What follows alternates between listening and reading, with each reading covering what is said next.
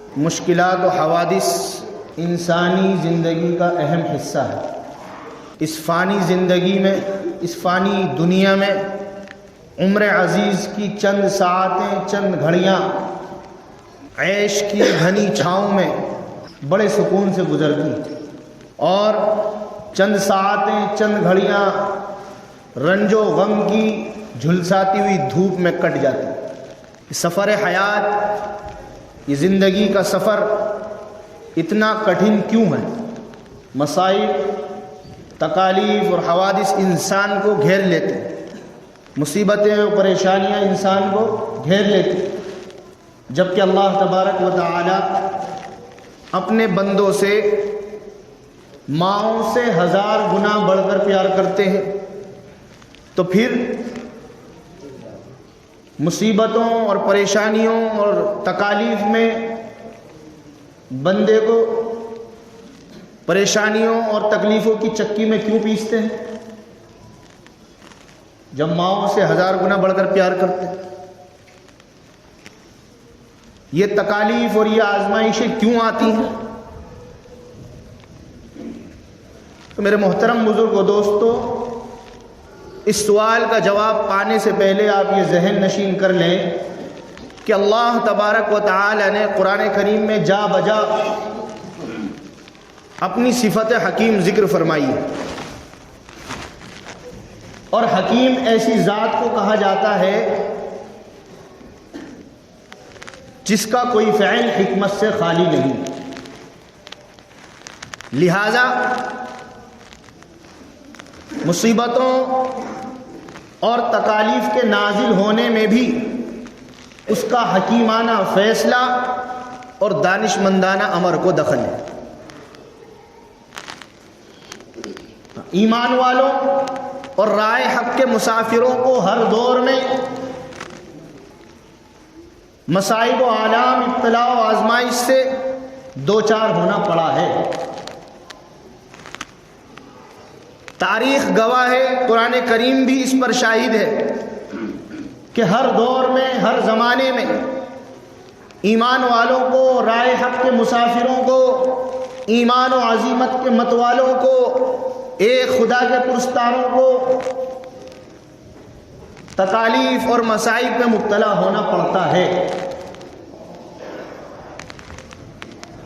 میرے محترم بزرگ و دوستو، رائے حق میں مشکلات کا آنا اور اس کے اندر مردان خدا کی استقامت کی آزمائش اللہ تبارک و تعالی کا وہ فیصلہ ہے، وہ اصول ہے جو ہمیشہ سے قائم ہے اور ہمیشہ قائم رہے گا۔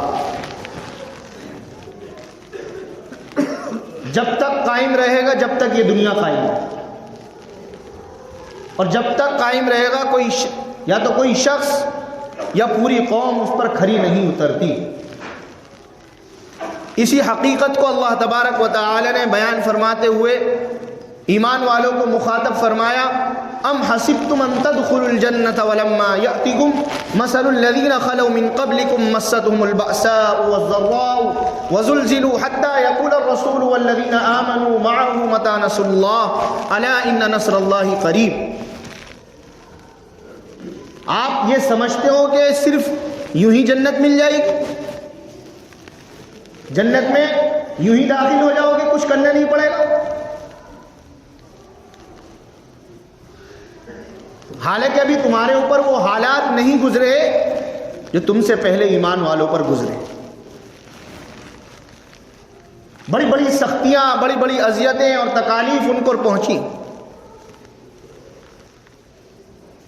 یہاں تک کہ رسول اور ان کے ساتھ اہل ایمان یہ کہنے لگے اللہ کی مدد کب آئی؟ تو ان سے کہا گیا سنو، اللہ کی مدد قریب ہے۔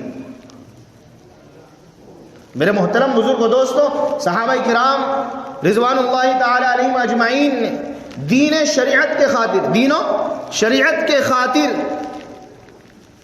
طرح طرح کی تکلیفیں اور مصیبتیں، آزمائشیں جھیلی ہیں اور برداشت کی ہیں۔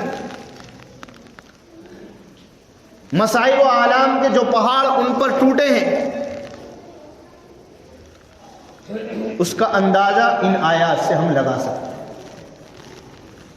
میرے محترم بزرگ و دوستو، قرآن کریم میں اللہ تبارک و تعالی نے غزوہ احزاب کی جو منظر کشی کی ہے اور ان ایمان والوں کی بے چینی کا جو نقشہ کھینچا ہے، بڑا عجیب ہے اور سخت اور ہولناک بھی۔ فرمایا اذ جاءوکم من فوقکم ومن اسفل منکم وَإِذْ زَاغَتِ الْأَبْصَارُ وَبَلَغَتِ الْقُلُوبُ الْحَنَاجِرَ وَتَظُنُّونَ بِاللَّهِ الظُّنُونَا هُنَالِكَ ابْتُلِيَ الْمُؤْمِنُونَ وَزُلْزِلُوا زِلْزَالًا شَدِيدًا۔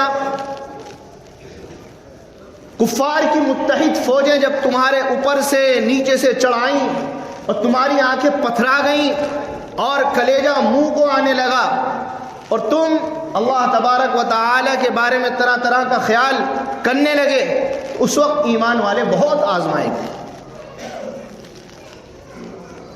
میرے محترم بزرگ و دوستو، ایمان والوں اور رائے حق کے مسافروں کو رائے حق میں آنے والی مشکلات پر صبر کرنے اور ان کو استقامت اختیار کرنے کی ترغیب اور ہدایت دینے کے لیے پچھلی امتوں کی استقامت کی مثالیں اور نمونے قرآن کریم میں کثرت سے پیش کیے گئے۔ طالوت اور اصحاب اخدود اس کی واضح مثال ہے۔ طالوت مختصر سا لشکر، قلت تعداد میں کم، یعنی تعداد میں کم ہونے کے باوجود، بھوک اور پیاس کے باوجود بہت سے لشکروں کا مقابلہ کیا اور آخر کامیاب ہوا۔ ان کی زبان پر کیا تھا اس وقت؟ ربنا افرغ علینا صبرا وتوفنا مسلمین، کہ ہمارے رب ہمیں صبر کی ہمت دے، ہمیں صبر کی طاقت دے اور ہمارے قدموں کو جما دے اور ہمیں اس کافر قوم پر ہماری مدد فرما۔ اصحاب اخدود کے بارے میں کہ یمن کے اندر حضرت عیسیٰ علیہ السلام کی امت کے کچھ مخلص اور پکے مسلمانوں کو یہودیوں نے بڑا ستایا، بڑی تکلیفیں دی، طرح طرح کی اذیتیں پہنچائیں، یہاں تک کہ ان کے لیے گڈھا کھودا اور ان کو آگ میں جھونک دیا گیا۔ لیکن میرے محترم بزرگ و دوستو، دین و شریعت کے وہ دیوانے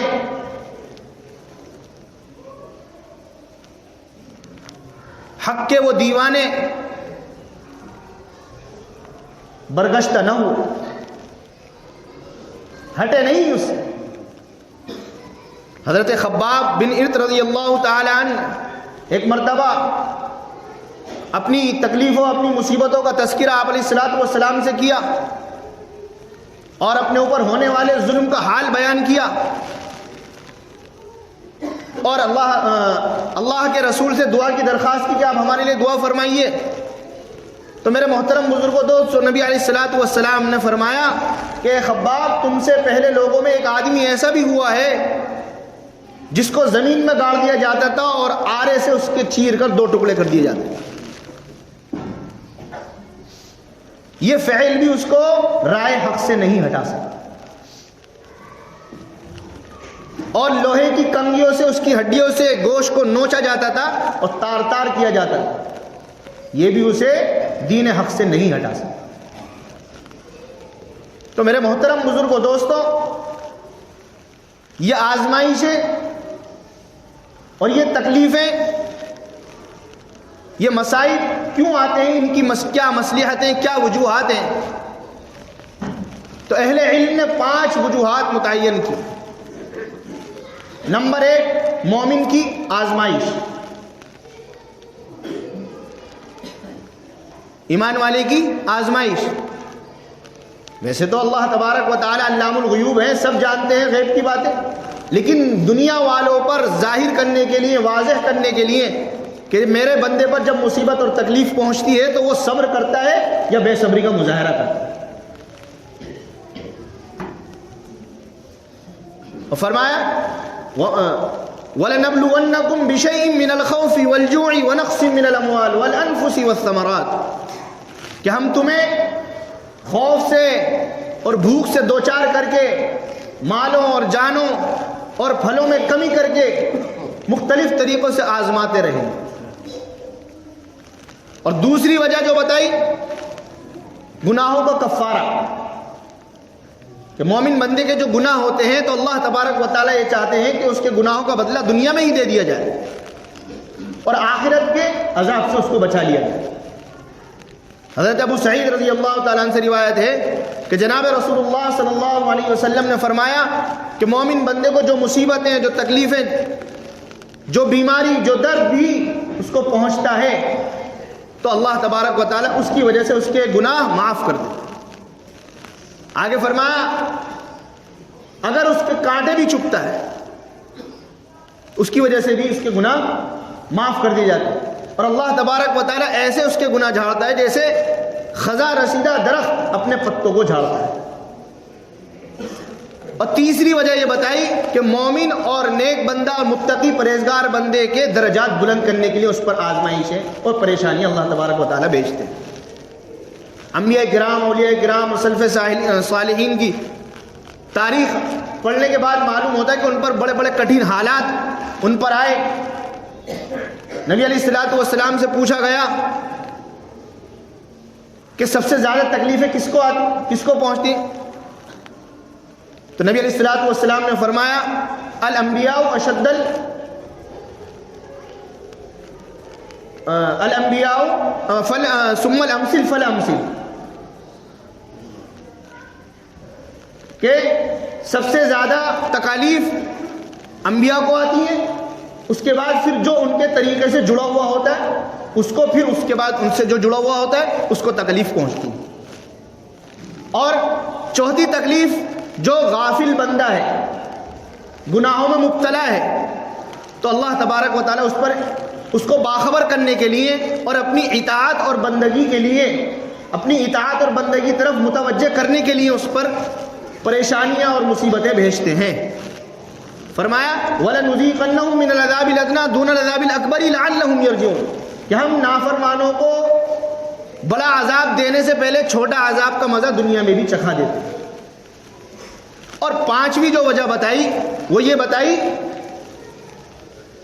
کہ دنیا میں جو مصیبتیں اور پریشانیاں، دنیا کی جو الجھنیں ہیں، اس کا عمومی سبب جو بتایا وہ یہ بتایا اللہ کے حکموں کی نافرمانی اور دین شریعت سے روح گردانی کرنے والے۔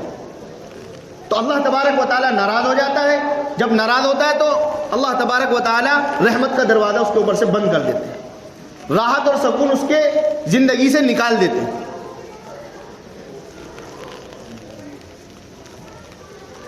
تو اب ان مسائل کو اور حالات کو دور کرنے کے لیے